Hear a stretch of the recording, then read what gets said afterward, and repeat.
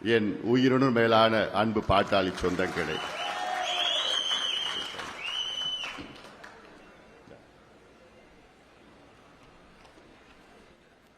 உங்கள் அனைவருக்கும் இந்த அன்புமணி ராமதாஸின் பணிவான வணக்கங்கள்.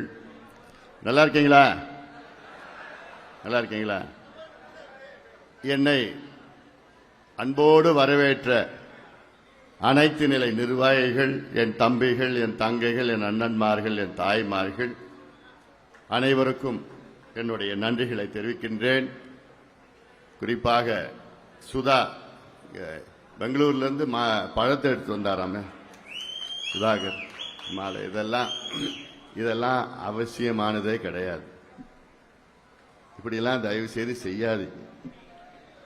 நம்ம கட்சி ஒரு வித்தியாசமான ஒரு கட்சி, கட்டுப்பாடான ஒரு கட்சி. இதில் அந்த கிரேன்ல போய் மாலையை போடுறதும் பூவை தூவுறதும் நம்ம கட்சியினுடைய கலாச்சாரமே கிடையாது. இதெல்லாம் தவிர்க்க வேண்டும்.